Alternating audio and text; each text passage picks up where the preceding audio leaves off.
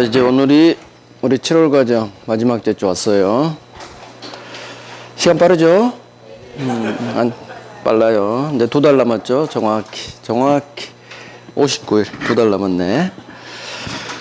지금부터 시작이에요. 지금부터 시작이야. 2달만 고생해요. 2달 고생하면 합격합니다. 그동안 고생했는데 2달 조금 공부 안 하면은 점수가 안 올라요. 근데 지금까지는 조금 덜 했다 하더라도 막판 스퍼트. 공부는 항상 벼락치기예요. 벼락치기. 공부는 벼락치기가 가장 중요합니다. 마지막이 중요하다는 얘기예요. 2달 엄청나게 깁니다. 진짜.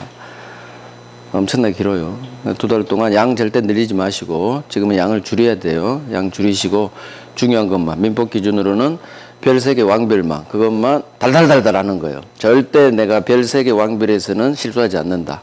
거기서만 OX 골라내면 60점 넘어요.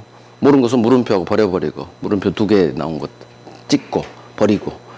그래서 별 3개 5개에서 걸리는 게 정확히 60점까지는 무조건 걸려요. 60점까지는 최소. 그 다음에 이제 별 3개 왕별 아닌 것 중 한두 개 우리 느낌이 있잖아. 느낌. 그 느낌으로 딱 찍으면은 70점대가 나오는 거예요. 그래서 내 실력으로 맞히는 건 60점. 그 다음에 민법은 세트로 찍을 수 있잖아요. 찍어서 몇 문제 맞춰서 70점대를 맞으면 일단 1차는 일단 합격하는 거죠. 그래요. 우리 마지막까지 최선 다해요. 자, 주택. 우리 이합주의 주택 임대차 중요한 거. 반드시 해야 될 별 3개 5개는 이합주 했어요. 그럼 오늘은 이합주 한 것만 해도 30개가 넘었죠, 지문. 그것만 달달달 해요. 그럼 오늘은 뭘 하느냐? 오늘은 그래도 시험에 나오니까 한번 들어보고 어려운 건 버리시고 쉬운 것만 그래. 이것 정도는 한번 들어봐도 되겠어. 그 느낌으로 가셔야 돼요.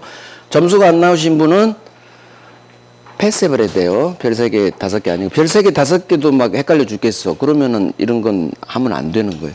자, 적용 범위에서 미등기 무허가 주택 다 보호됩니다. 세트예요. 미등기 무허가 건물 법정상권 태어나죠? 주임법도 작동되는 거예요. 긍정, 항상 긍정 보호된다. 미등기 전세 당연히 작동되겠죠. 내가 전세에서 온 전세를 말해요. 그래서 미등기 전세 작동됩니다. 자, 적용 안 되는 거 가장 중요한 게 일시사용 임대차고 그 다음 우리 사람이 아닌 법인 작동 안 시켜요. 다만 예외가 있죠. LH, 지방공사, 중소기업. 민법은 잘 안 나와요. 이것만 하나 원칙. 법인은 작동되지 않는다. 법인 나오면 그래서 다 부정으로 끝나요. 소수로는. 법인이 나오면 무조건 부정으로 끝나야 돼. 이 예외만 아니나. 아셨죠? 왜? 법인 관련해서 어려운 지문이 있어요. 그러면 법인 나오면 적용되지 않으니까 어떤 지문이 나와도 않는다로 끝나야 돼. 이런 식으로 찍는 거예요.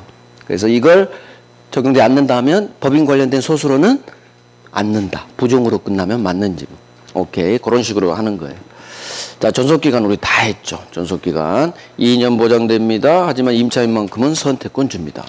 2년 미만으로 정기간이 유효하면 임차인만 주장할 수 있고 그러면 임대인은 주장할 수 없다로 끝나겠죠. 묵시갱신 또 2년. 하지만 임차인만큼 또 언제든지 이사갑니다 할 수 있다. 3개월 후 해지. 3개월 후 해지. 3개월보다 이걸 장난쳐 민법은 언제든지 이걸 임차인은 3달 이내에 한해서만 해지 통지를 할 수 있다. X예요. 언제든지 이사간다 할 수 있다.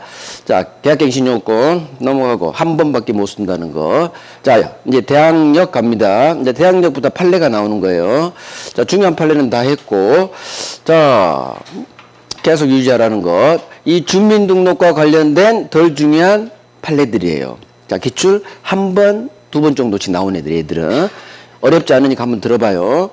내 주민등록은 가족 주민등록도 포함된다. 그래서 가족 주민등록도 포함되기 때문에 대항력권은 계속 배당 요구 종기까지 계속 빼면 안 돼. 유지해야 되는데 가족과 함께 다 빼버렸다. 그럼 대항력 상실. 이런 거 외우는 게 아니지. 느끼는 거지. 그쵸? 절대 안 헷갈리겠죠? 하지만 내 가족 한 놈은 박아놨어. 나만 빠져나갔어. 전출. 괜찮아요. 한 놈만 남아있으면 괜찮아. 상실되지 않는다.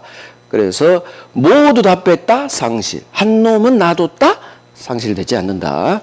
절대 헷갈리지 않아요. 자, 이거 다가구는 단독, 다세대는 공동주택. 따라서 단독이냐 공동주택이냐 그걸 알면 알 수 있어. 다가구는 101호, 102호 있지만 그건 아무 의미 없어요. 소유권이 전체로 하나니까. 따라서 나는 전입신고할 때, 주민등록 신고할 때 번지수만 신고하면 돼요. 하지만 다세대는 201호 소유자 따로 있고 202호 소유자가 따로 있죠. 따라서 나는 전입신고할 때 정확히 몇 동, 몇 호까지인지도 정확히 신고해 줘야 돼요. 그러니까 다세대는 번지수만 뿐만 아니라 동, 호수까지 신고해라. 하지만 다가구는 단독이니까 호수는 아무 의미가 없지. 그래서 집업만 신고하면 된다. 이것도 이해하면 된다는 얘기. 외우는 게 아니라는 얘기. 자, 주민센터가 내 주민등록을 직권으로 말소했어. 나는 억울하지. 내 잘못도 없는데. 하지만 우리 대법원 일단 대항력은 상실시켜버립니다. 내 느낌대로 가면 안 돼. 이건 어느 정도 외워야 돼요. 행정기관이 내 주민등록을 직권으로 말소했다. 대항력 상실. 하지만 나는 주민센터 가서 욕 한번 해주고 너희들 왜 내 주민등록을 직권 말소했니? 욕 한번 해주고 빨리 다시 박아 했더니 직원이 하는 말이, 공무원이 하는 말이, 공익이 하는 말이, 선생님 죄송한데 절차 서류 좀 작성해줘요. 그래? 나는 주민등록법에서 정해진 이 절차에 따라 이 제기에서 다시 재등록이 바뀌었다면 괜찮아요. 소급해서 말소된 대로 소급해서 거슬러 올라가서 대항력 유지, 즉 나는 피해를 받지 않는다. 그래서 행정기관이 내 주민등록을 직권으로 말소했다. 원칙 상실. 원칙 상실. 원칙이 더 중요해요. 원칙 상실. 하지만 법에서 정한 절차에 따라 이의제기해서 재등록을 박았다면 괜찮아. 나는 보호된다. 그런 식으로 소수를 작성하면 돼요. 자, 대항력 내용. 임차주택 양수인은 임대인주의 승계합니다. 자, 임차주택을 양수했다는 게 뭘까요? 병이 이 주택 소유권을 취득했다는 얘기예요. 자, 그러면 나는 대항력권을 갖춰놨으니까 인도 플러스 주민등록을 박아놨으니까 나 중간 1년 살다가 주인이 바뀌어도 나는 들이댈 수 있다. 이게 대항력이에요. 대항한다는 얘기는 제3자한테 들이댄다는 얘기예요. 남문기간 쫓겨가지 않고 남문기간 살 수 있는 힘. 이게 대항력. 따라서 임차주택의 소유권을 취득한 이 임차주택 양수인은 갑이 가지고 있는 기존 임대인지위를 승계한 걸로 본다. 그래서 내 입장에서 남은 기간 내 주인은 누구? 병인 거예요. 병. 그래서 나는 기간이 만료해서 이사 갈 때 누구한테 보증금 받아간다? 병한테 보증금 받아간다. 이게 바로 병 입장에서는 전세, 금, 3억 끼고 산다. 그래서 전세금은 병 내가 줘야 되니까 매매대금에서 공제하고 전세 끼고 사. 갭 투자, 갭 투자. 그래서 임차주택 양수인 병은 임대인, 갑이 가지고 있는 임대인주의를 승계한 걸로 본다.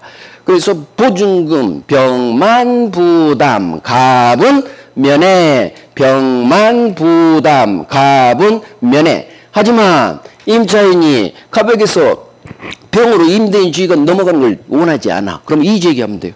임차인이 이의제기했다? 넘어가지 않는다. 갑의 을에 대한 보증금 반환책은 소멸하지 않는다. 이렇게 훈련하는. 이의제기하면 넘어가지 않는다. 소멸하지 않는다. 이놈보다 이놈이 더 잘나. 이의제기 판례가. 그래서 이의제기하면 넘어가는 이 구속에서 벗어날 수 있다. 질문 하나. 따라서 이의제기했다면 갑의 을에 대한 보증금 반환책은 소멸하지 않는다. 이렇게. 자, 이제 판례 하나, 둘, 세 개. 세 개 할 거예요. 자, 이건 하실 분만 하세요. 별 세 개 아니니까. 임차인이 임차주택을 양수했습니다. 누가 소유권 취득했대요? 임차인이 이 주택을 양수했대. 그러면 병자리에 임차인 을이 들어간다는 얘기죠. 그러면 똑같아요. 임차인이 이 자리에 들어갔으니까 을만 부담, 갑은 면해. 따라서 질문 하나. 을은 갑에게 보증금 주세요 할 수 없다. 없다. 면했으니까. 그러면 을은 이놈한테 달라고 해야 될 때, 이사 갈 때 보증금 3억 줘 해야 되는데 이놈이 누구? 나네 나. 그러면 주세요 채권, 줄 채무가 한 사람 을에게 귀속되면 채권, 채무, 혼동이 일어났다고 그래요. 항상 혼동이란 것은 한 놈한테 귀속. 소유권과 제한물권이 한 놈한테 귀속. 당신은 소유권만 있으면 되겠네요. 필요 없는 제한물권, 소멸. 똑같아요. 채권, 채무가 한 놈한테 귀속하는데 무슨 의미가 있겠어? 소멸시켜야지. 그래서 지문들. 이 경우 임차인의 자기에 대한 보증금 반환 채권이니까 이 채권은 혼동으로 멸. 지문 하나, 지문 둘. 이해되시면 하고 이해 안 되면 안 하는 거예요. 별색이 아니니까. 자, 이거. 임차인의 보증금 반환 채권이 무슨 얘기일까? 의뢰갑에 대한 보증금 주세요. 채권이. 누군가 제3자로부터 이 채권이 가압류된 거예요. 채권 가압류가 나와요. 그러면 이것도 한번 들어보면 절대 안 틀려요. 누군가 의뢰갑에 대한 보증금 반환 채권을 누군가 가압류했대요. 가압류하는 것은 을한테 돈 빌려준 A라는 놈이 있는데 이 놈이 1억을 갚지 않으니까 채권자가 자기 채무자 가진 재산에 압류 들어가는 거예요. 근데 이 놈은 부동산이 없고 전세금이 있죠? 채권이라는 재산이 있어요. 그래서 의뢰 채권자 A가 의뢰갑에 대한 이 보증금 반환 채권을 압류 들어오는 거예요. 압류 전에 미리 가압류부터 박는 거예요. 그러면 채권 가압류가 나오면 법률 용어가 하나 나와요. 무슨 용어? 제3 채무자. 채권 가압류에서 나오는 법률 용어예요. 그럼 제3 채무자가 뭐냐? 압류를 한, 가압류니까 가압류로 적을게요. 가압류를 한 이 A를 기준으로 A는 A에 대해서는 채권자, 가압류 채권자. 이놈은 A에 대한 가격 1억 줄 채무자. 그러면 A 입장에서 갑은 누구냐? 자기 채무자의 여기는 보증금 관련해서는 전세금 관련해서는 주세요 채권자. 얘는 보증금 줄 채무자죠. 그래서 A 입장에서 저 갑은 자기 채무자의 보증금 측면에 을에 대한 보증금 반환 채무를 부담하는 채무자예요. 그러니까 가압류한 A 입장에서 갑은 누구냐? 자기 채무자의 채무자. 자기 채무자의 채무자. 그래서 제3 채무자라는 용어가 나와요. 채권 가압류에서 나온 용어예요. 그러면 이 판례가 뜨면 임차인의 보증금 반환 채권이 가압류됐다. 그럼 이 판례구나. 자, 채권이 가압류됐어요. 그 후 무슨 일이 벌어지느냐? 이 주택이 병한테 양도돼. 소유자가 바뀌었죠? 그러면 자, 이제 가는 거예요.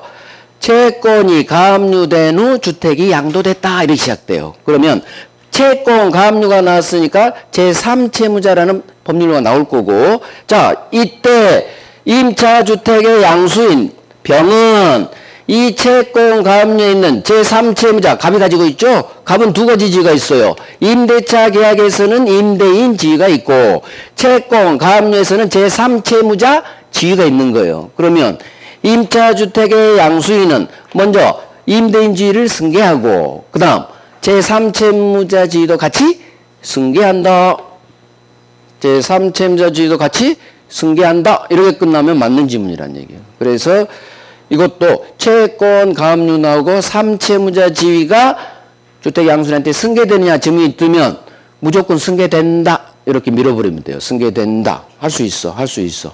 3채무자 지위가 그쪽 뭔지 몰라도 돼. 그냥 지위 승계하느냐 하면 승계한다. 승계한다. 3채무자 지위 승계한다. 3채무자 지위 나면 이 판례니까 제3채무자 지위 승계한다. 긍정으로 끝나면 돼요. 지금 들으면 두 달 뒤에 기억날까?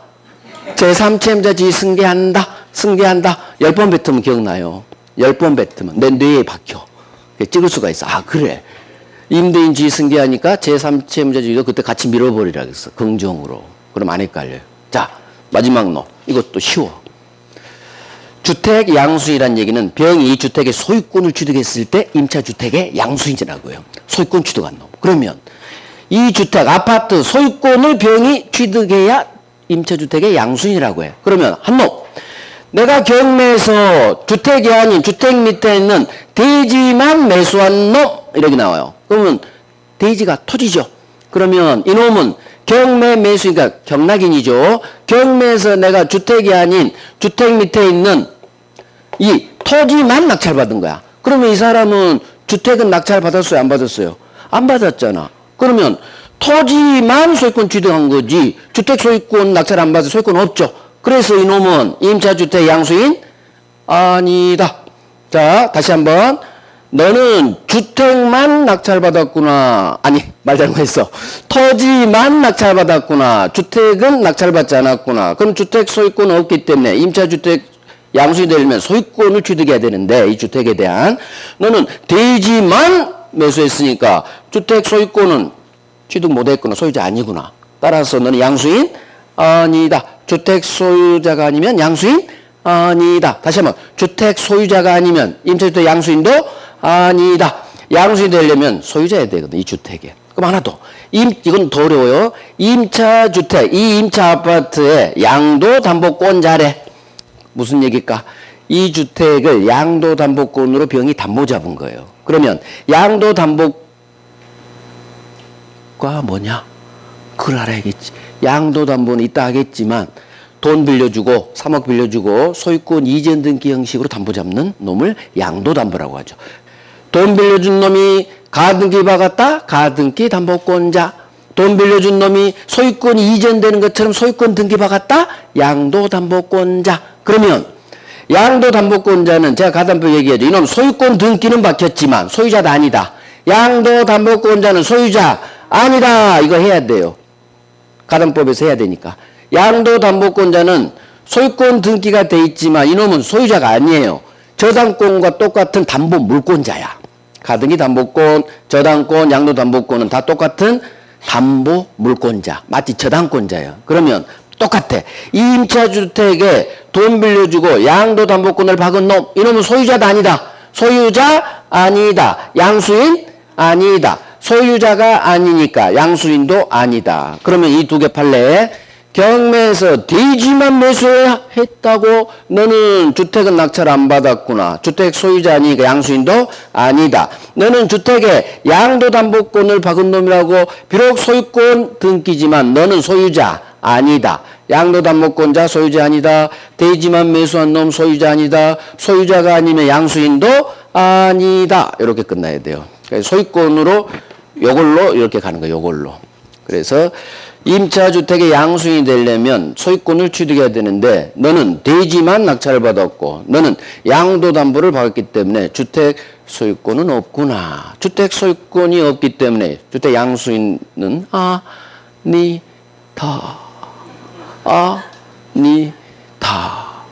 두 놈. 한번 들어놓고 버려도 돼요. 별 3개 아닌 거. 자, 대항력 발생 시기. 이건 다 했죠. 매도하고 임차 나오면 등 다.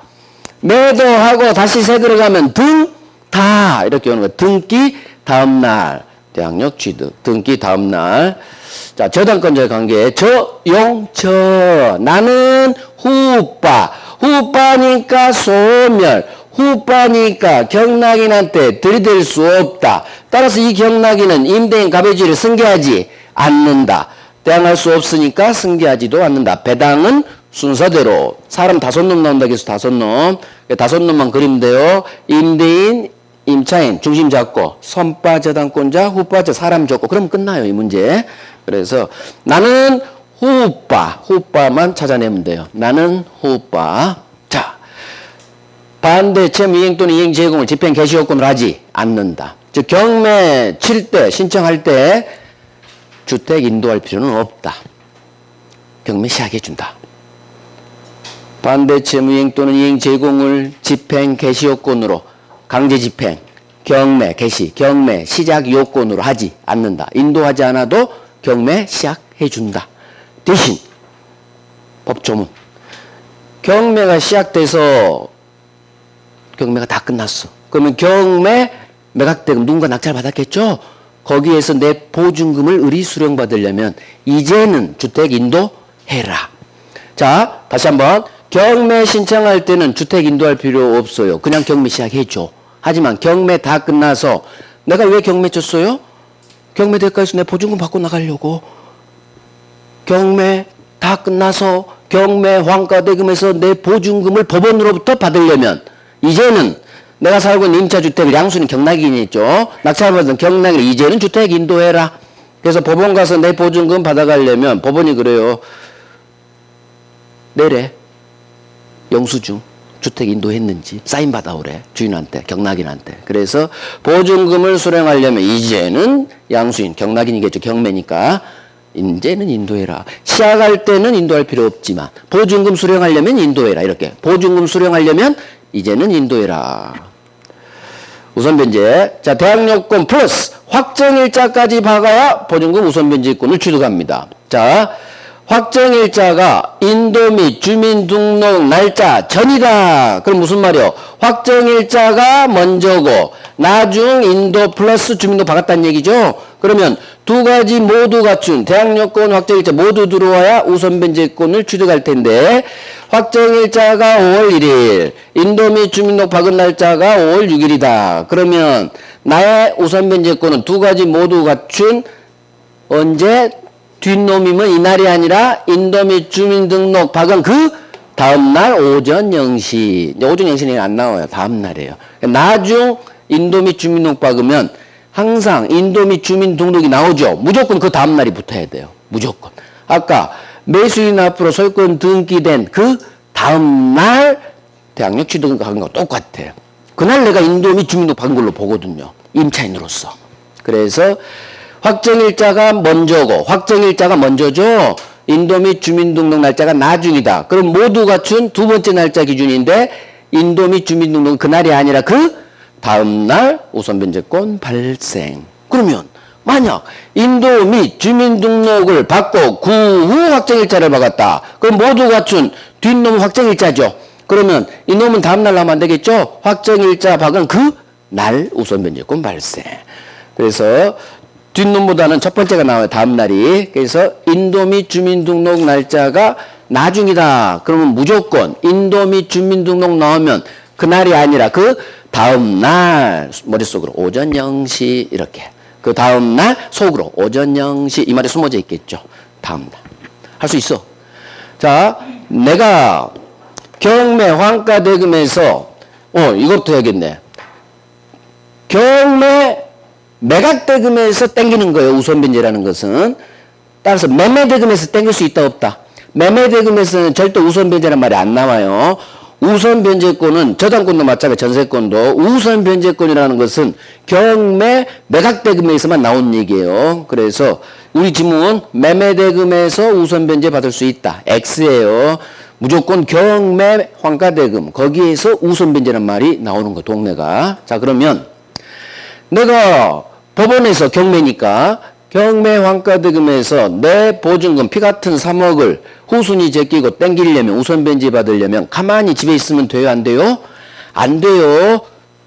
서류 작성해야 돼. 우리나라는 배당 요구를 해줘야 돼요. 법원 내가 임차인인데 내 보증금 3억 배당해 주세요. 배당 요구해야 배당해 줍니다. 자 배당 요구해라. 자 대지만 날라갔다. 무조건 대지 매각 대금에서도 우선변제 받을 수 있다. 설사 주인이 땅만 팔아가서 토지, 주택 소유자가 달라졌어도 상관없다. 무조건 우리 시험에서 대지 매각 대금 나오면 우선변제 받을 수 있다. 주택이 아닌 토지에서도 땡겨 줍니다. 주택임차인을 보호하기 위해서. 대지 매각 대금 나오면 무조건 긍정으로 끝나야 돼요. 우선변제, 최우선변제 받을 수 있다. 자, 이제 별 없는 거 이것도 느끼면 돼요. 임차권과 분리해서 자, 갑을 자, 병이라는 놈이 우리 임차인이겠죠. 병이 임차권과 분리해서 보증금 반환 채권만 양수했구나. 자, 뭐만 샀대요? 채권. 의뢰갑에 대한 3억 주세요. 보증금 반환 채권만 산 거야. 임차권은 샀대 안 샀대? 의리 가지고는 임차권은 안 샀단 얘기죠. 그러면 이놈은 임차권을 안 샀으니까 임차인에게 인정되는 우선변제권 따위 행사할 수는 없다로 끝나는 거예요. 자, 이해됐어요? 이해돼. 이거 내우는 게 절대 아니요. 임차권과 분리해서 보증금 반환 채권만 샀구나. 아, 너는 채권만으로부터 샀지. 병이겠죠.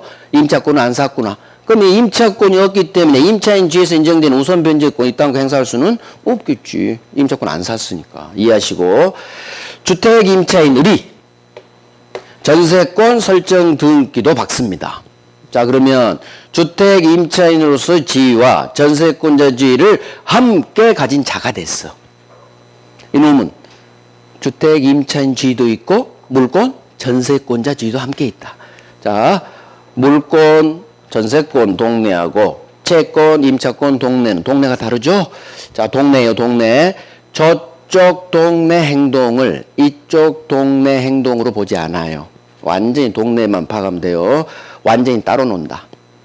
저쪽이 죽어도 이쪽은 죽지 않는다. 완전히 따로 놀아요. 완전 동네가 다르니까. 물권 동네, 채권 동네니까. 그럼 이 판례 두 개를 할 수가 있어요. 자, 임차인 지위와 전세권자 지위를 함께 가진 놈이 임차인 지위에서 법원에 배당 요구한 거예요.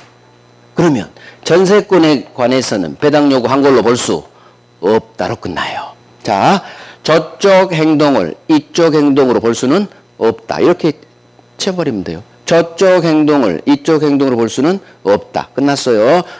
임차인주에서 배당 요구한 거지 전세권은 지위에서 배당 요구한 거 아니잖아. 그래서 저쪽 행동을 이쪽 전세권 배당률을 볼 수 없다. 이렇게 끝나면 맞는 집.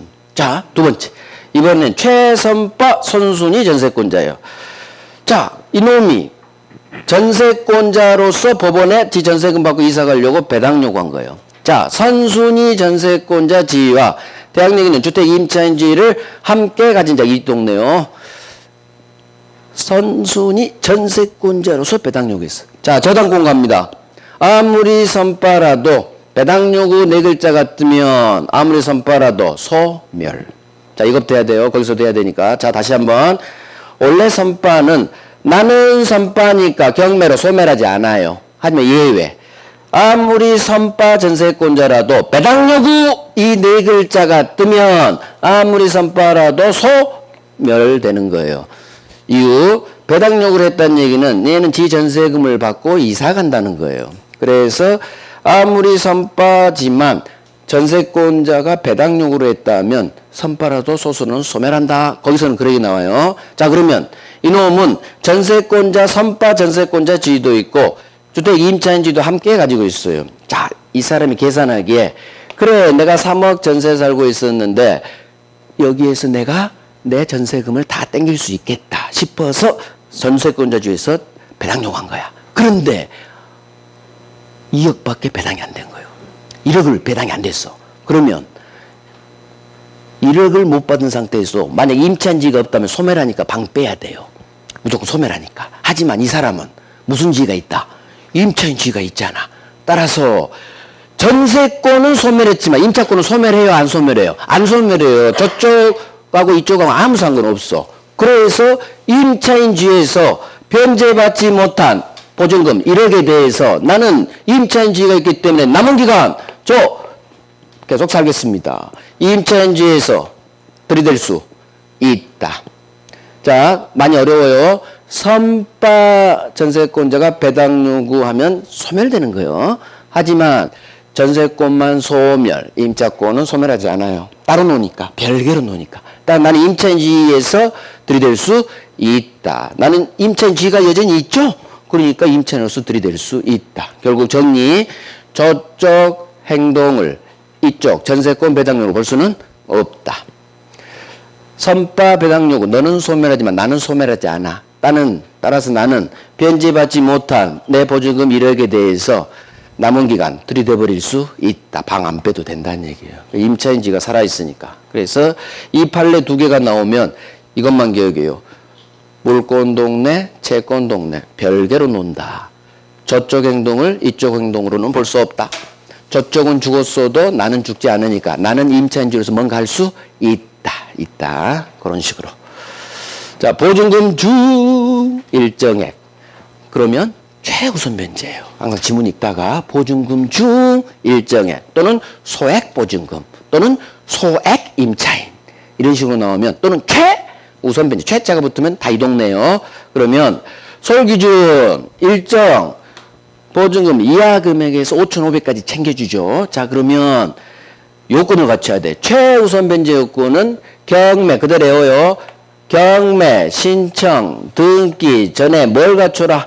대항 요건만 갖추면 되는 거예요. 경매, 등기 전에 대항 요건을 갖추면 보증금 중 일정액을 선순위 저당권자 포함해서 다른 모든 담보물권자 제끼고 최우선적으로 챙겨준다. 이게 바로 보증금 중 일정액에 대한 최우선 변제권이에요. 따라서 최우선 변제 요건은 대항 요건만 갖추면 되는 거지. 계약서에 확정일자까지 박을 필요는 없다. 확정일자까지 박을 필요 없다. 자, 이거 해도 되고 이건 진짜 안 해도 돼요. 이건 진짜. 느껴봐. 법원은 이 소액 임차인에게 가급적 5,500만 원을 챙겨주고 싶어요? 안 챙겨주고 싶어요? 법원은 가급적 챙겨주고 싶습니다. 왜? 길거리에 놨는 걸 막자는 취지이기 때문에. 그래서 법원은 가급적 사건이 들어오면 최대한 최우선 변제 받을 수 있다라고 판결을 때려요. 최대한 길거리에 놨는 건 막아줘야 되기 때문에. 따라서 우리 판례, 시험에 나온 판례가 4개가 있는데 3개는 최우선 변제 받을 수 있다. 최우선제 받을 수 있다. 최우선 변제 받을 수 있다. 최우선 변제권 인정된 다 챙겨줘요. 하지만 마지막 놈만 최우선 변제권 인정되지 않는다. 안 챙겨줘요. 자, 그러면 이제 느껴봐요. 보증금이 내가 세 들어갈 당시에는 소액 요건이 아니었어. 더 셌지. 그런데 그 후 보증금이 감액돼서 이제 내가 소액 임차인 요건에 해당됐죠. 그러면 보증금이 처음에는 소액이 아니었으나 그 후 보증금이 감액됐다 나오면 챙겨줍니다. 현재 시점 기준으로 하는 거예요. 그래서 보증금이 감액돼서 이제 소액 임차인 요건에 해당되면 최우선 변제 받을 수 있다. 자, 토지에 은행이 저당권 박을 당시 주택이 있었다면 비록 미등기라도 미등기 주택도 보호되죠. 따라서 토지에 저당권 박을 당시 주택이 이미 있죠. 이미 있구나, 존재하구나. 비록 미등기지만 그러면 챙겨줍니다. 챙겨줍니다. 저당권 박을 당시 주택이 있어. 법정상권 생각해봐요. 저당권 설정 당시 건물이 있을 것. 이게 지상권이 태어나는 긍정의 요건이잖아요. 똑같아요. 토지에 저당권 당시 건물이 있었다. 그럼 무조건 긍정이에요. 법정상권도 태어나고 최우선 변제도 태어나는 거예요. 자, 저당권 설정 받을 때는 사무실이었어. 그런데 그 후 이 사무실이 주택으로 용도 변경됐죠. 자, 주거용 건물로 용도 변경되니까 내 주택이 됐으니까 세 들어갔겠죠. 나중에 사건이 터졌지. 내가 들어갈 때 주택이었죠. 내가 소액됐죠. 그러면 무조건 법원은 현재를 기준으로 해요. 챙겨줍니다. 그래서 사무실이었는데 주택으로 용도 변경됐다. 무조건 긍정으로 끝나요. 무조건 긍정. 적용 범위에서도 나와요. 사무실이 주거용 건물로 용도 변경됐을 때 주임법 적용된다. 이 판례 때문에. 그래서 들어갈 때 주택이었으면 저당권 박을 때 사무실 상관없다는 얘기예요. 그래서 이 세 개는 최우선 변제 받을 수 있다라고 끝나. 하지만 맨 밑에 자, 토지의 저당권을 설정한 후 건물이 신축. 다시 한번 토지의 저당권이 설정된 후 나중에 건물이 올라왔구나. 그러면 이 토지는 무슨 토지? 토지 저당권 후 건물. 이 건물이 이제 주택일 거예요. 토지에 저당권 박을 당시는 건물이 없었단 얘기지. 나중에 올라간 건물, 저 대지는 나는 대지요. 나는 대지요. 나 대지예요. 나 대지. 자, 저당권을 세야 되니까 익숙해져요. 토지의 저당권이 설정된 후 건물. 자, 손짓도 해야 돼. 느낌 가지려면. 토지의 저당권이 설정된 후 건물. 이 단어가 뜨면 이 토지는 무조건 나대지예요. 나대지. 자, 그러면 토지 저당권 후 건물. 너는 나대지구나. 나대지가 나오면 우리 시험은 무조건 부정으로 끝나요. 무조건. 나대지는 안 돼. 뭐가 안 돼요? 2개가 안 돼요. 법정상권이 태어나지 않고요. 최우선 변제권이 태어나지 않아요. 그래서 나대지는 무조건 소수로 안 돼. 부정으로 끝나야 돼. 성립하지 않는다. 인정되지 않는다. 그래서 설정 당시 주택이 있어? 미등기 보호되죠? 주택이 있으면 돼. 하지만 저당권 박을 당시 건물이 없는 나대지야. 나대지 후 주택이야. 나대지는 안 돼. 나대지만 찾아내면 무조건 소수로는 고정이에요. 법정상권 성립하지 않는다. 최우선 변제권도 인정해주지 않는다. 나대지는 안 돼. 나대지는 안 돼. 안 된다는 게 성립하지 않는다. 그거예요. 최우선 변제권 인정되지 않는다. 오케이. 자, 임차권 등록이면 자, 가야 돼. 가야 돼. 너무 지금 허비했어. 자, 이거 안 중요해. 이것도 느낌 가져봐요. 사실은 배우자인데 내가 살고 있다가 남편이 죽었지. 혼인신고 안 된 사실은 배우자. 이분을 위해 법이 나왔다겠어요. 자, 상속인이 없어. 사실은 배우밖에 없죠. 같이 살고 있는 이분 이사 안 가도록 승계. 2번째, 상속인이 있어. 갑다시가 있어. 그러면 이놈이 같이 사느냐 살지 않느냐에 따라 결정돼. 상속인이 갑 다시가 같이 세 사람이 살고 있다가 갑이 죽었다. 그러면 상속인이 같이 살고 있으니까 이분이 이사갈 일이 없어요. 남은 게 살 수 있어. 그러니까 챙겨주지 아내, 상속인만. 그럼 사실은 배우자는 챙겨주지 않는다는 얘기예요. 상속인만. 그런데 상속인이 같이 살아요, 안 살아요? 갑 다시는 따로 살아요. 두 분만 살고 있겠죠? 그러면 상속인이 같이 안 사니까 이분 챙겨줘야 돼. 승계. 문제는 상속인을 제낄 수는 없지. 공동승계. 또 하나. 모든 상속인이 아니라 애울 거. 2촌 이내 친족하고 공동승계. 2촌 이내 친족하고 공동승계. 결국 뭐만 애우자? 제가 2촌만 애우자. 2촌. 다 필요 없고 2촌 이내의 친족하고 공동승계한다. 상속인이 같이 안 사니까 승계. 상속인이 없을 때 승계. 같이 안 살 때 승계. 단 상속인이 있기 때문에 단독 승계는 안 되고 공동승계. 하나 더. 모든 상속인이 아니라 2촌, 4촌 X. 4촌 좋아하지 마. 2촌. 4촌으로 장난쳤어요. 2촌 해야 돼. 2촌. 그래서 뭔가 없을 때 승계. 사실은 배우자가. 같이 안 살 때 승계. 없고 안 살고. 근데 상속인이 있고 같이 살고 있다? 안 승계. 상속인만 안 승계. 있고 같이 살 때 안 승계. 하지만 없어? 사실은 배우자 승계. 상속인 있지만 같이 안 살아? 사실은 배우자 승계. 없어? 안 승계. 같이 안 살아? 승계. 다 상속인이 있기 때문에 같이 안 살 있죠? 공동승계. 근데 모든 상속인이 아니라 상속인 중 2촌. 즉 직계 혈족하고만 같이 공동승계하라는 얘기예요. 2촌이 되려면 혈족이자 부모 자식. 몰라 돼. 사실 보자는 남편 사망 후 한 달 이내 반대 의사 표시해서 하면 승계 안 되겠지. 뭐 이딴 거 흘러간 식으로 나오겠지. 자, 문제 볼고 주택 마칩니다. 주택을 너무 오래 해버렸네. 이 시간에 상가까지 했어야 되는데. 주택이 워낙 중요해서 했어요. 자, 일단 별 3개, 5개 먼저 하시고, 여력 되시면 나머지 이해된 것만 하시고, 억지로 올 필요 없어요. 자, 대학력. 틀린 것은. 자, 다른 시험 기출이 없어요. 특별법은. 우리 공인중개사만 해서 앞으로 5개 법은. 우리 기출을 담아놨어. 우리 기출 중 그래도 좀 괜찮은 기출, 어렵지 않은 거. 자, 32회입니다. 1번. 임차인이 타인 점유를 매개로 임차주택을 간접 점유하는 경우에도 대항력권인 점유가 인정될 수 있다. 자, 어디에 밑줄 동그라미? 여기 빨리 할 수 있어야 돼. 간접 점유도 똑같은 점유. 무조건 소수로는 긍정으로 끝나요. 자, 얘기했죠. 점유 보조자는 부정으로 끝나야 되고 간접 점유는 다 긍정으로 끝난다고. 그러니까 간접 점유도 똑같은 점유. 인정될 수 있다. 2번. 임차인이 지위를 강화하고자 별도로 전세권 등기를 마친 후 주임법상 대항력권을 상실한 경우 주택임대차 주임법상 대항력을 상실한다. 오, 처음 만났어. 물음표. 아까 모두 지혜인데 이 판례는 제가 안 했어요. 물음표 안 한 건 찍는 건 나중에 찍는 건 답이 없을 때 아까 그 2개가 아니잖아. 배당력한 걸로 볼 수 없다. 임차인주에서 들이댈 수 있다. 그게 아니잖아. 그건 물음표지. 자, 3번. 주민등록을 마치고 거주하던 자기 명의 주택을 매도한 자가 매도와 동시에 이를 다시 임차기로 약정. 어딘가 많이 들어본 말 같아.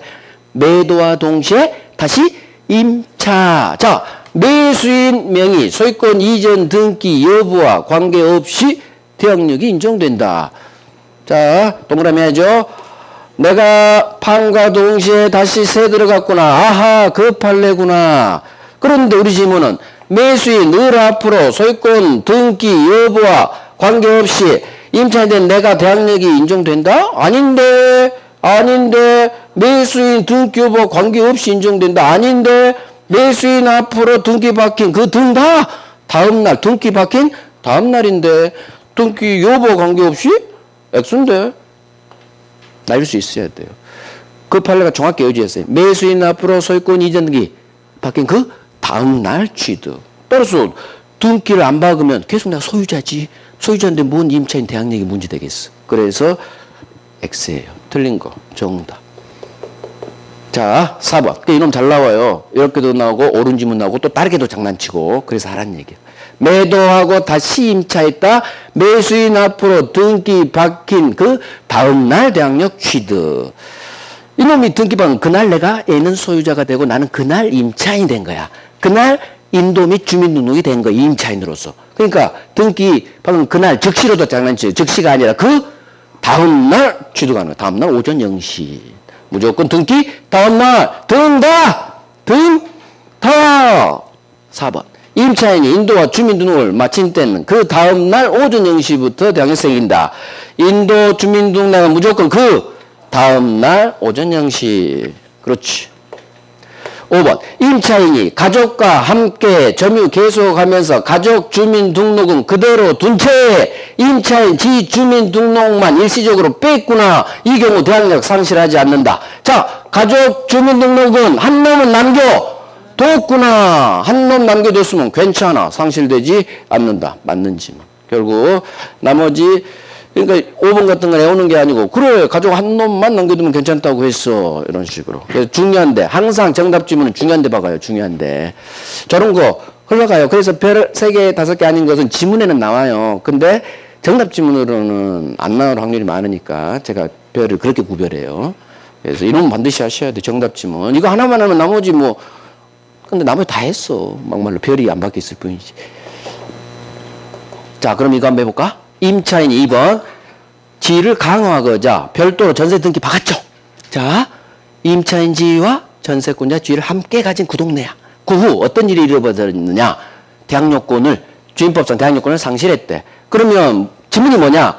주임법상 이놈이 대항력권을 상실한 경우 주임법상 대항력을 상실하는지 상실하지 않는지 둘 중 하나겠죠. 그러면 생각해야 될 민법은 주임법상 대항력권 상실했죠. 그럼 대항력 상실해야지. 지금 전세권 물어본 것도 아니고 주임법만 물어봤잖아. 그럼 대항력권 상실했으면 당연히 대항력 상실하겠지. 맞는 거예요. 근데 처음 만나면 낯선 거예요. 그래서 물음표란 얘기예요. 평소 훈련한 지문이 아니면 물음표야 무조건. 그래서 정답이 안 나오면 이제 찍는 거야. 그때는 찍는 거야. 정답이 안 나오면. 찍는 건 언제? 나중에. 처음부터 찍으려고 하지 말고 물음표 가다가 4번에서 정답. 이래도 상관없다는 얘기. 자, 상가 갑니다. 이제 상가. 상가는 주택하고 목차가 똑같아요. 전속기간, 대항력, 보증금 우선 변제, 최우선 변제, 임차권 등기 명령 다 똑같아. 주택 실력으로 다 풀어버리면 돼요. 세부적으로 살짝씩 다른 부분만 정리하면 돼요. 자, 그러면 상가에서는 주택에 없는 환산 보증금 해야 되고, 그 다음 계약 갱신 요구권이 꽤 잘 나오고, 그 다음 마지막 주택에 아예 없는 권리금 회수기의 보호규정. 이 3개가 중요하다는 얘기예요. 그러면 적용 범위 사업자 등록 대상이 되는 상가 건물 임대차에 작동됩니다. 따라서 만약 사업자 등록 대상이 되지 않는 건물이라면 작동되지 않는다. 사업자 등록 대상이 돼야 돼요. 일서용 당연히 안 되겠지. 자, 여기를 해야 돼. 환산보증금. 상가에서 가장 중요한 게 여기예요. 보증금의 월세 곱하기 100을 합니다. 그러면 우리 상인법은 이 모든 자영업자 상가임차인을 보호하는 게 아니라 보증금을 환산한 환산보증금을 초과한 경우에는 작동을 안 시켰죠. 그러면 서울기준 환산보증이 9억인데 우리나라 전 지역 9억 초과하면 보호 안 해준다는 얘기예요. 환산한 이 환산보증금이 서울기준 9억을 초과하면 상인법을 작동시키지 않는다. 그 얘기는 보호 안 하겠다 얘기예요. 그래서 상인법은 소상공인만 보호하는 제도고 당신은 환산한 보증금이 9억을 넘어서 환산보증 계산해보니까 10억이야. 그러면 당신은 어이구 돈 많네. 부자 사장님이네. 부자 사장님이니까 국가가 도와주지 않겠습니다. 그거예요. 그래서 서울기준 9억을 초과한 경우 환산을 초과했다. 작동시키지 않아요. 그래서 모든 상인법 규정이 적용이 안 되는 거예요. 하지만 그 후 데모를 해가지고 쟁취를 한 법조문 하나, 둘, 셋, 넷, 5개. 이 5개의 경우는 예외적으로 초과의 경우도 적용된다. 이 5개 법조문 외에는 다 작동이 안 되는 거예요. 적용 안 돼요. 그런데 우리 시험에 대표적으로 나오는 게 이놈, 이 3개일 뿐이에요. 민법에서는. 그래서 이 3개를 하자는 얘기예요. 자, 부자 사장님은요, 이걸 느껴야 돼. 환산보증금 9억을 초과했다는 얘기는 10억 자산가란 얘기예요. 10억. 보증금 더하기 월세 곱하기 100. 그 시험 어떻게 나오느냐? 보증금 5개, 월세 500이다. 이렇게 사례문제로 나와요. 그러면 5 더하기 5 해. 월세는 500 이하로 낸 적이 없으니까. 5 더하기 5, 10억이죠? 500, 5천, 5억이잖아. 월세 곱하기 100이니까. 10억이니까 환산보증금 초과죠. 서울이든 서울 없어도 우리나라 전국. 그러면 환산보증금 초과 사례문제구나. 주로 사례문제로 나와요. 그러면 당신은 환산보증금이 10억이나 되군요. 부자 사장님이니까 보증금 나오면 부자는 왜 챙겨주겠어요? 그래서 보증금 나오면 우선 변제권 주지 않습니다. 우선 변제 받을 수 없다. 또 보증금이야. 보증금을 못 받았을 때 법원 가서 임차권 등기 명령 신청하잖아요.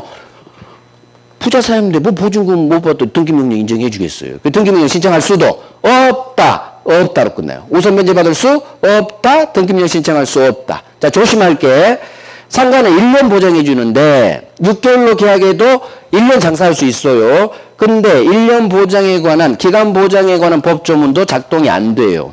그래서 자 이걸 합니다. 1년 보장 규정이 적용 안 돼요. 예외 규정이 없어요. 1년 보장 예외 규정이 있어요? 없어요?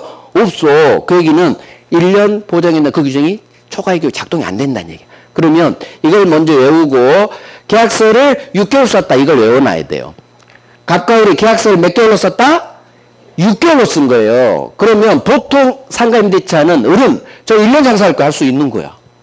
1년 보장해 주니까. 하지만 이때는 초과의 경우에는 6개월 계약하면 6개월이에요. 유효야. 그래서 임대인도 6개월 주장할 수 있다. 이걸 외워야 돼요. 6개월 쓰면 1년 보장된다? 초과의 경우? 안 돼요. 6개월 유효. 임대인도 6개월 기간 유효함을 주장할 수 있다. 그래서 환산보증 초과한 경우 부자 사장님이니까 보증금 우선 면제받을 수 없다. 보증금 못 받았다 해서 법원 가서 등기 명령 신청할 수도 없다. 이 두 개는 느낌 가지시고 부자니까 보증금 나오면 안 챙겨줘 아무것도 못해 아무것도 못해. 하지만 이건 외워야 돼요.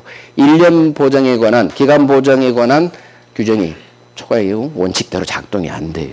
그래서 계약서를 6개월로 계약하면 6개월이에요. 1년 장사 못합니다. 자, 이제 예외를 정확히 해야겠죠. 이 세 개예요. 이건 나온 적이 없어. 권리금은 이 세 개만 해요. 자, 하지만 데모를 해가지고 쟁취를 했죠. 중간에 장사할 수 있는 조문을 넣어줘요. 예외 규정으로. 중간에 건물이 날라갔어. 남은 기간 장사할 수 있다. 들이댈 수 있는 대항력 규정. 대항할 수 있다로 끝나야 돼. 무조건. 물론 대항력권은 갖출 걸 전제로. 두 번째. 한 번 더 갑시다. 계약 갱신요건. 10년 동안 장사할 수 있는 이 법조문도 작동시켜줘요. 결국 초과의 경우 대항력 계약 갱신요구권 장사예요. 장사. 남은 기간 장사할 수 있습니다. 삼자한테 들이댈 수 있다. 대항할 수 있다. 계약 갱신요건 행사해서 10년 동안 장사할 수 있다. 하나 더. 3기 차임연체 해지 규정을 작동시켜주고 코로나 폐업으로 인한 임차인 해지 규정, 즉 해지 규정을 작동시켜줘요. 그래서 2달치 월세 못 낸 걸로는 쫓겨가지 않아요. 3달치 월세 못 냈을 때만 똑같이 쫓겨가게 해줍니다. 그래서 3기 차임연체 해지, 코로나 폐업 해지, 해지 규정은 다 초과해도 작동된다. 결국 이 세 개를 외우는 거야. 대항력 계속 들이대서 장사합니다. 갱신요건 계속 10년 동안 갱신요건에서 장사할 수 있습니다. 3달치 월세 못 내야 쫓겨갑니다. 3기 차임연체 해지, 코로나 폐업 해지. 정 안 되면 멀자 떠. 대갱해. 정 안 되면 대갱해는 적용된다. 대항할 수 있다. 갱신요구권 행사할 수 있다. 해지할 수 있다. 다시 한번. 대항할 수 있다. 갱신요구권 행사할 수 있다. 해지할 수 있다. 이건 초과의 경우에도 작동된다. 이걸 하면 한 문제를 맞히고 이걸 안 하면 한 문제를 못 맞춰요. 다른 거 연락해도 해야 돼. 이거 가장 중요해요. 물론 작년에 나왔죠. 그래도 해요. 연타가 있어. 연타. 가장 중요한 건 제끼면 안 되는 거예요. 연막을 너희들 제꼈지? 작년에 나왔다고 올해 또 내버릴 거야. 출제위원이 그런 심보가 있어요. 중요한 건 그래서 제끼면 중요한 건 해야 돼. 자, 존속기간 1년 보장해 주죠. 다 똑같아요. 주택으로 밀어버려요. 단지 차이점이 주택은 2년 2달이지만 상가는 1년 한 달일 뿐이에요. 이것만 주의하면 되고 나머지는 주택하고 똑같아. 항상 임차인만큼은 1년 미만으로 정한 이 기간 유효함을 임차인만큼 주장할 수 있다. 임대인이 주로 나오면 임대인은 주장할 수 없어요. 무조건. 자, 묵시갱신 여기도 원이죠. 주택은 투, 상가는 원. 자, 1년 묵시갱신 연락이 없죠. 1년 묵시갱신 1년 다시. 하지만 임차인만큼은 언제든지 저 이사 갑니다 할 수 있다. 똑같아요. 주택하고. 그럼 임차인은 언제든지 해지 통고를 할 수 있는데 통고 나왔죠. 얼마 후 해지? 3개월 후 해지. 주택하고 똑같아. 3개월 후 해지. 주택에서 2년 2달을 1년으로 바꿔버리면 나머지는 똑같다. 주택실력으로 보면 돼요. 자, 계약갱신요건. 기간 만료 전 6달 전부터 한 달이에요. 상가는. 한 번 더 갑시다. 계약갱신요구로 하면 임대인은 정당한 이유 없이 이를 거절하지 못한다. 하지만 다음 하나, 둘, 셋, 넷, 다섯, 6개 정도 이 경우에는 주인은 거절할 수 있다. 가장 중요한 거 3기 차임 연체한 사실이 있네요. 잘못했죠? 3달치 못 냈어. 거절할 수 있다. 3기 차임 연체. 두 번째, 고의 또는 중대한 과실, 중과실로 파손해야 돼. 우리 상가 건물의 전부 또는 일부를 중대한 큰 잘못으로 파손했을 때 거절할 수 있다. 세 번째, 건물의 전부 또는 대부분을 철거하기 위해서 계약기간 연장을 못하겠다는 얘기예요. 전매회복이 필요해요. 전부 또는 대부분 철거해야 돼. 따라서 이 세 개, 3기 차임 연체 거절할 수 있다. 중과실 파손 거절할 수 있다. 전부 또는 대부분 철거하기 위해 전매회복이 필요하다. 거절할 수 있다. 자, 임차인이 무단으로 전대했어. 거절할 수 있겠죠. 잘못했으니까. 그 다음 갑과 을이 쌍방이 합의해서 임대인이 상당한 보상을 제공했죠. 돈 줬어. 돈 줬으니까 거절하려고 돈 줬겠지. 돈 받았고. 느끼면 되지. 그 다음 건물이 날아가서 더 이상 장사할 수가 없대. 건물 멸실로 임대차 목적을 달성할 수 없구나. 그럼 거절해야겠지. 건물이 없는데. 그래서 가장 중요한 건 첫 번째, 두 번째, 세 번째. 3기 차임 연체 거절할 수 있는 거지. 만약 2기 차임으로 나왔다. 거절할 수는 없다. 중과실 파손이야지. 만약 경과실 파손이라면 거절할 수 없다. 경과실 파손은 거절 못해요. 계속 가야 돼요. 경과실 파손 소수로가 바뀌어요. 그 다음 전부 또는 대부분 철거 재건축이 아니라 일부만을 철거 재건축하기에 전면의 일부 철거. 그럼 거절할 수 없다. 거절할 수 없다로 끝나는 전형적인 세 개. 그래서 장난은 이 세 개를 장난쳐요. 3기 차임 연체, 중과실 파손, 전부 또는 대부분 철거 이렇게 나와야 거절할 수 있다로 연결돼야 되는 거지. 2기 차임 연체 거절할 수 없다. 2기 차임은 거절 못해요. 가야 돼요. 조그마한 과실, 경과실 파손? 아이고 살짝 기소낼 수 있지. 그거 가지고 어떻게 거절해. 경과실 잘못 커야 거절. 경과실 파손 거절할 수 없다. 이쪽으로도 하고 이쪽으로도 해야 돼요. 이쪽으로도 하고 워낙 잘 나오니까 익숙해져 버려야 돼. 오케이. 이 계약 갱신 요구권에 따라 갱신되는 기한은 10년 제한에 걸립니다. 자, 여기까지 하고 쉴게요. 최초 임대차 기간 포함해서 전체 임대차 기간이 10년을 초과하지 않는 범위 내에서 계약 갱신 요구권이 인정되는 거예요. 10년 숫자예요. 10년 범위 내에서. 그래서 제가 항상 10년 동안 장사할 수 있다 그거예요. 계약 갱신 요건 행사에서 몇 년? 10년. 주택은 1회 횟수 제한. 1회 한해서 계약 갱신 요건 행사. 여기는 횟수가 아니라 10년 초과하지 않는 범위 내에서. 자, 그러면 이와 같은 10년 제한에 걸리는데 주인 연락이 없어서 자동 갱신되는 법정 갱신의 경우에는 이 10년 제한 규정이 작동되지 않아요. 그 말이 무슨 말이냐. 10년 제한 안 걸리고 계속 법정갱신 된다 그 얘기예요. 그래서 주인이 6달 전부터 한 달 연락 없으면 자동 법정갱신, 묵시갱신 되잖아요. 이 경우에는 10년 제한에 관한 저 법조문은 작동되지 않는다. 즉 연락 없으면 10년, 20년, 30년, 40년 계속 묵시갱신 되는 거예요. 10년 제한은 오로지 계약 갱신요건 행사에만 작동. 주인 연락 없어. 자동갱신, 묵시갱신, 법정에 같은 말이죠. 이 경우에는 10년 제한 규정 작동되지 않는다. 즉 10년 넘더라도 법정갱신은 가능하다 이 지문이 있어요. 10년 넘더라도 법정갱신은 가능하다, 괜찮다, 100년도 가능해요. 주인한테 연락 없으면. 오케이. 10분 쉽니다.